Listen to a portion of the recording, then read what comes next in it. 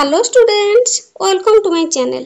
आज वीडियो रे तुम मानकर अष्टम श्रेणी साहित्यिका बहिर गल्प डाक मुनिस एही गल्पटीर प्रश्नोत्तर गुड़िक आज ये वीडियो रे डिस्कशन करबा। एक नंबर आस कथबार्ता हेबा। क हरि सिंह क्यों पोस्ट ऑफिस रे कार्य करुथिले? उत्तर हरि सिंह चाकरी कला दिनरु मफसल रो अनेक पोस्ट ऑफिस रो कार्य करिबा परे 10 वर्ष होला कटक सदर पोस्ट ऑफिस रे कार्य करुथिले। ख मासिक दरमा रूपे हरि सिंह को केते टंका मिलुथिला? उत्तर मासिक दरमा रूपे हरि सिंह को 9 टंका मिलुथिला। ग हरि सिंह को देह काहे की कला पाठ पड़ी जायथिला? उत्तर पोस्टमास्टर को ठारू चाकरी शेष हेबा कथा सुनी गोपाल को किपरि कटक आनी इंग्रजी पाठ पढ़ाइबे सेही कथा भाबी भाबी हरि सिंह को देह कलाकाठ पड़ी जायथिला। घ पोस्टमास्टर बाबू केते बेले इंग्रजी खबर कागज पढुथिले? उत्तर पोस्टमास्टर बाबू संज बेले इंग्रजी खबर कागज पढुथिले। उ हरि सिंह को पोस्टमास्टर बाबू काहे की भल पाउथिले? उत्तर पोस्टमास्टर बाबू को मन जानी मीठा कड़ा गुड़ा को चिलम सजेई देथिबारु ओ ऊपर हाकिम आसले से मानक खुशी पाई खाद्य पदार्थ व्यवस्था करुथिबारु हरि सिंह को पोस्टमास्टर बाबू भल पाउथिले। 2 नंबर 2 बा 3टी वाक्य रे तळ प्रश्न रा उत्तर लेखिबा। क 9 टंका दरमा रे हरि सिंह किपरि गुजराण मेटाउथिले? उत्तर हरि सिंह 9 टंका दरमारु 5 टंका रे कटक शहर रे कोनोसी प्रकार अति कष्ट रे चलुथिले। अवशिष्ट 4 टंका को पाठ पढाउथिले कारण गाँ रे रहउथिले तांकर स्त्री ओ 8 वर्षर पुओ गोपाल। गोपाल पाठ पढ़ा खर्च सांग को घर खर्च गाँ रे से माने टांटुण होई चलुथिले। ख गोपाल को इंग्रजी पढ़ाइबा पई हरि सिंह काहे की इच्छा करथिले? उत्तर गोपाल को इंग्रजी पढ़ाइबा पछरे हरि सिंह को मन रे उच्च आशा रहितला। इंग्रजी पढ़िले गोपाल मफसल पोस्ट ऑफिस रे सपोस्ट मास्टर हेबार इच्छा से रखिथिले। ग हरि सिंह गाँ रे पहुंची कोन देखिले? उत्तर हरि सिंह गाँ रे पहुंची देखिले बुढ़ीर अवस्था शेष प्राय होई गलानी। बुढ़ी को एपरी अवस्था रे देखि हरि सिंह को आखिर ज्योति हजिगला।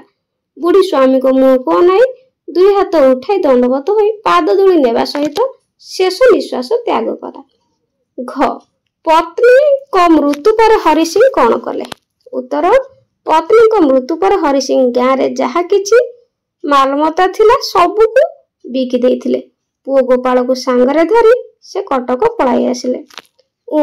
चाकरी सरी जिबा परे हरि सिंह कर कोन असुविधा हला?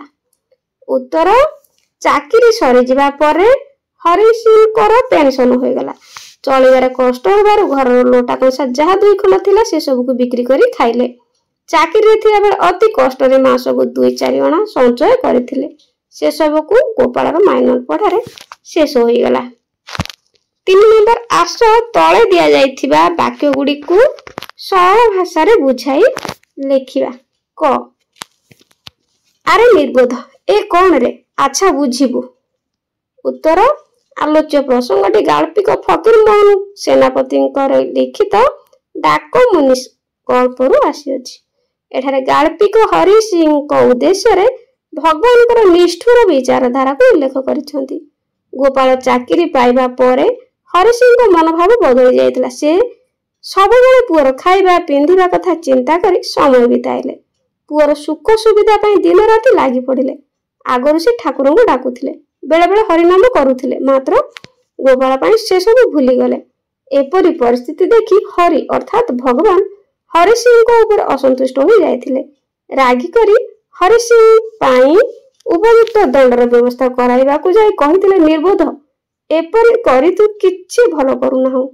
एहारी प्रतिफलित होते निश्चय भोग करबा को पड़िबो। भगवत विश्वास नहले मनुष्य किपरि दंडित हुए एठारे ताहा बुझाई कुआ जायछि। ख अजागा घा देखि नै कि देखाई हुए नाही। उत्तर आलोच्य प्रसंगटी गाल्पिक फकीर मोहन सेनापति रचित डाक मुनिस गल्परु आसी अछि। एठारे गाल्पिक ओडिया रे एक बहु प्रचलित रूढ़ी को व्यवहार करी हरि सिंह निज पुओ कथा व्यथित होइथिबा परिस्थिति कथा सुचाई अछंती। गोपाल ଚାକିରି କଲା ପରେ ପ୍ରଥମେ ତାହାର ବାପାଙ୍କ ପ୍ରତି ମନୋଭାବ ଠିକ ଥିଲା, ମାତ୍ର ପରବର୍ତ୍ତୀ ସମୟରେ ତାହାର ଚିନ୍ତାଧାରା ବଦଳି ଯାଇଥିଲା। ବାପାଙ୍କୁ ସେ ଅଶିକ୍ଷିତ ମଳିମୁଣ୍ଡିଆ ବୋଲି ବିଚାର କଲା। ବାପାଙ୍କ ପାଇଁ ତାହାର ସମ୍ମାନ ଯାଉଛି ବୋଲି ଚିନ୍ତା କଲା। ଏଣିକି ସେ ବାପାଙ୍କୁ ବିନା କାରଣରେ ଗାଳି ଦେଲା। ଥରେ କେତେ ଜଣ ସେମିଜ ପିନ୍ଧା ମହିଳାଙ୍କ ଆଗରେ ହରିସିଂ ଖୋଲା ଦେହରେ ଚାଲିଯିବାରୁ ଗୋପାଳକୁ ଖୁବ ଅପମାନ ବୋଧ ହେଲା। ବାହାର ଲୋକଙ୍କ ନିକଟରେ ତାହାର ମାନହାନି ହୋଇଛି ବୋଲି କହିଲା। ଗୋପାଳର ନିଷ୍ଠୁର କଥା ଶୁଣି ହରିସିଂର କାନ ମୁଣ୍ଡ ଭାଁ ଭାଁ ହୋଇଗଲା। ସେ କଣ କରିବ ବୋଲି ଚିନ୍ତା କରିପାରିଲା ନାହିଁ। ନିଜ ପୁଅ କଥା କାହା ଆଗରେ କହିବ ବୋଲି ଉଚିତ ମନେ କଲା ନାହିଁ। ନିଜ ମନରେ ଦୁଃଖକୁ ଚାପି ରଖିଲା। ଏହାକୁ ବୁଝାଇବା ପାଇଁ ଗାଳ୍ପିକ ଏଭଳି ରୂଢି ପ୍ରୟୋଗ କରି ନିଜର ବକ୍ତବ୍ୟ ଆହୁରି ସ୍ପଷ୍ଟ କରାଇଛନ୍ତି। ବର୍ତ୍ତମାନ ସର୍ବସ୍ୱ ଲୋକ ଉପସ୍ଥିତ ସୁଖ ବା ଦୁଃଖରେ ବିମୋହିତ ହୋଇ ପଡିଥାନ୍ତି। ଉତ୍ତର ଆଲୋଚ୍ୟ ପ୍ରସଙ୍ଗଟି ଗାଳ୍ପିକ ଫକୀର ମୋହନ ସେନାପତିଙ୍କ ଡାକମୁନିସ ଗଳ୍ପରୁ ଆସିଅଛି। ଏଠାରେ ଲେଖକ ହରିସିଂଙ୍କ ବର୍ତ୍ତମାନ ସର୍ବସ୍ୱ ଚିନ୍ତାଧାରା ପ୍ରତି ଆକ୍ଷେପ କରି ଏଭଳି ଚିନ୍ତାଧାରା ପ୍ରକାଶ କରିଛନ୍ତି। ହରିସିଂଙ୍କୁ ପୋଷ୍ଟମାଷ୍ଟର ଦୟା କରିଛନ୍ତି। ହରିସିଂର ଚାକିରି କାଳ ବଢାଇ ଦେବା ପାଇଁ ଉପଯୁକ୍ତ ବ୍ୟବସ୍ଥା କରିଛନ୍ତି। ତାଙ୍କର ଦରଖାସ୍ତ ଉପରେ ସୁପାରିଶ କରି ସଦର ଅଫିସକୁ ପଠାଇଛନ୍ତି, ଯାହା ଫଳରେ ହରିସିଂଙ୍କ ଚାକିରି କାଳ ଆଉ 2 ବର୍ଷ ବଢି ଯାଇଛି। ଏହି ଖବର ପାଇଲା ପରେ ହରିସିଂ ଖୁସି ହୋଇଛନ୍ତି। ନିଜର ଖୁସି ଖବର ଗାଁକୁ ପଠାଇ ଦେଇଛନ୍ତି। ଏହି ପରିସ୍ଥିତିକୁ ବିଚାର କରି ଗାଳ୍ପିକ ଲେଖିଛନ୍ତି, ହରିସିଂଙ୍କ ଭଳି ବର୍ତ୍ତମାନ ସର୍ବସ୍ୱ ମଣିଷ ସାମାନ୍ୟ ଖୁସିରେ ଯେପରି ବିମୋହିତ ହୁଅନ୍ତି, ସାମାନ୍ୟ ଦୁଃଖରେ ମଧ୍ୟ ସେହିପରି ଭାଙ୍ଗି ପଡନ୍ତି। ବାସ୍ତବରେ ଗାଳ୍ପିକ ହରିସିଂ ପାଇଁ ଯେଉଁ ମତାମତ ଦେଇଛନ୍ତି ତାହା ଯଥାର୍ଥ ମନେ ହୋଇଥାଏ। 4 ନମ୍ବର ତଳେ ଦିଆଯାଇଥିବା ବୈଦେଶିକ ଶବ୍ଦ ଗୁଡିକର ଅର୍ଥ ପାଖ କୋଠରୀରେ ଅଛି। ଆସ ଏହାକୁ ମିଳାଇ ଲେଖିବା। ଯେପରି ରକମ, ପ୍ରକାର, ମଫସଲ, ଗାଁ ଅଞ୍ଚଳ, ଇଜ୍ଜତ, ମର୍ଯ୍ୟାଦା, ହର୍ତ୍ତକ, ହଇରାଣ, ହାଲ, ଅବସ୍ଥା, ମାଲମତା ଅର୍ଥାତ୍ ଜିନିଷ ପତ୍ର, ଫଜିତ, ନିନ୍ଦା ବା ଗାଳି, ହାଜର, ଉପସ୍ଥିତ, ମିଜାଜ, ମାନସିକ ସ୍ଥିତି। 5 ନମ୍ବର ତଳେ କ ସ୍ତମ୍ଭରେ କେତେଗୁଡିଏ ଶବ୍ଦ, ଖ ସ୍ତମ୍ଭରେ ସେହି ଶବ୍ଦର ଅର୍ଥ ଓ ଗ ସ୍ତମ୍ଭରେ ତାହାର ସମ୍ପର୍କିତ ବାକ୍ୟ ଦିଆଯାଇଛି, ଯେଗୁଡିକ ଗାର ଟାଣି ଯୋଡିବା। ଏଠାରେ ଯୋଡିବା ଯେମିତିକି ବାହାଲ, ନିଯୁକ୍ତି, ତା ସହିତ ବାକ୍ୟ, ସେହିପରି ଇଞ୍ଜାମ, ଥଇଥାନ, ତାର ବାକ୍ୟ, ମୁସ୍କିଲ ଅର୍ଥାତ୍ କଷ୍ଟ ଏବଂ ତାର ବାକ୍ୟ ହଉଛି ଏଇଠି କାମଟି ଯେତେ ମୁସ୍କିଲ ହେଲେ ବି ରବି କରିଥାଏ। ତାପରେ ମେହରବାନୀ ଅର୍ଥାତ୍ ମେହରବାନୀ ଦୟା, ଆଲ୍ଲାହ ସମସ୍ତଙ୍କ ପାଇଁ ମେହରବାନୀ କରନ୍ତି। ତାପରେ ମୁକରିର ଅର୍ଥାତ୍ ପ୍ରଶଂସାର ସହିତ କାର୍ଯ୍ୟରେ ମୁକରିର ହେବା ଯୋଗୁଁ ସେ ସନ୍ତୁଷ୍ଟ। 6 ନମ୍ବର ତଳେ ଦିଆଯାଇଥିବା ଶବ୍ଦ ଗୁଡିକୁ ନେଇ ଆସ ଗୋଟିଏ ଅନୁଚ୍ଛେଦ ଲେଖିବା। ଏହି ଶବ୍ଦ ଗୁଡିକୁ ଆମେ ଆଣି ଅନୁଚ୍ଛେଦଟିଏ ଲେଖିବା। ଉତ୍ତର ବାହାର ଖାଦ୍ୟପେୟ ଘରର ବ୍ୟବସ୍ଥା ଭଳି ହୋଇନଥାଏ। ଏପରି ଖାଦ୍ୟରେ କୌଣସି ପ୍ରକାର ତୃଷ୍ଟି ମିଳିନଥାଏ।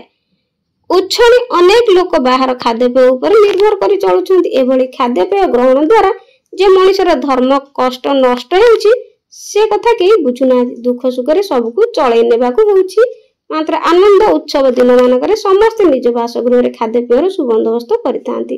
7 ନମ୍ବର ତଳେ ଦିଆଯାଇଥିବା ରୂଢି ଗୁଡିକର ଅର୍ଥ ଲେଖି ବାକ୍ୟରେ ବ୍ୟବହାର କରିବା। ରୂଢି ଗୁଡିକର ଅର୍ଥ ଲେଖିବା ଏବଂ ତାକୁ ବାକ୍ୟରେ ବ୍ୟବହାର କରିବା। ଯେମିତିକି ବଜ୍ର ପଡିବା ଅର୍ଥ ଅଚାନକ ବିପଦ ପଡିବା। ବାକ୍ୟ ହଠାତ୍ ବାପାଙ୍କ ମୃତ୍ୟୁ ଖବର ଶୁଣି ମୋ ମୁଣ୍ଡରେ ବଜ୍ର ପଡିଲା ପରି ଲାଗିଲା। ଖ ଭେକ ଥିଲେ ଭେକ ଦେଖି ଭିକ ଅର୍ଥ ବେଶ ପୋଷାକ ଅନୁସାରେ ମର୍ଯ୍ୟାଦା ମିଳିବା। ବାକ୍ୟ ଯଦୁବାବୁ ନିଜର ପରିଷ୍କାର ପରିଚ୍ଛନ୍ନତା ପାଇଁ ସୁନ୍ଦର ବେଶ ପୋଷାକ ପାଇଁ ସବୁଆଡେ ଆଦର ପାଆନ୍ତି, ସେଥିପାଇଁ କୁହାଯାଏ ଭେକ ଦେଖି ଭିକ। ଗ ଚକେ ଗଲେ 12 ହାତ ଅର୍ଥ ସମୟ ଅନୁସାରେ ଶୋଭା ବଦଳିବା। ବାକ୍ୟ ରାମର ସ୍ୱଭାବ ଏପରି ଯେ ସେ ଚକେ ଗଲେ 12 ହାତ, ତା ଉପରେ ନିର୍ଭର କରିବା ଠିକ ନୁହେଁ।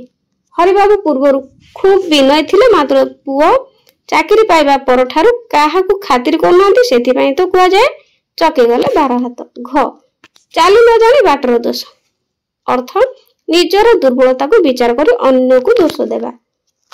ବାକ୍ୟ ତୁମେ ତ କୌଣସି କାମଟେ ଏହି ଭାବେ କରିପାରୁନାହଁ, ଚାଲି ନ ଜାଣି ବାଟର ଦୋଷ ଦେଉଛ। 8 ନମ୍ବର ତଳେ ଦିଆଯାଇଥିବା ଶବ୍ଦ ଗୁଡିକର ସନ୍ଧି ବିଚ୍ଛେଦ କରି ଲେଖିବା। କ ଉଚ୍ଚାଶା ଉଚ୍ଚଯୁକ୍ତ ଆଶା। ଖ ମୁଦ୍ରିତାବସ୍ଥା ମୁଦ୍ରିତ ଯୁକ୍ତ ଅବସ୍ଥା। ଗ ପରସ୍ପର ପର ଯୁକ୍ତ ପର। ସେପରି ଘ ମତାମତ ମତଯୁକ୍ତ ଅମତ। 9 ନମ୍ବର ତଳେ ଦିଆଯାଇଥିବା ଅନୁଚ୍ଛେଦଟିକୁ ପଢି କେତୋଟି ପ୍ରଶ୍ନ ତିଆରି କରିବା। ତ ଏହି ଅନୁଚ୍ଛେଦଟିକୁ ପଢି ପ୍ରଶ୍ନ କରିବା। ପ୍ରଶ୍ନ ନମ୍ବର 1 ଡାକମୁନିସ ବାବୁ ବାପାଙ୍କୁ କଣ କହିଲେ? ଖ बाबू माने आम द्वार को आसिले तुम्हें घर बाहर ना ए कथा किए काहाकू कहिथिले। तो पिला माने वीडियो पसंद आसिले लाइक कर दबो, कमेंट करिया को जमार भूलिबनी। आज भाई रहउछ, गॉड ब्लेस यू।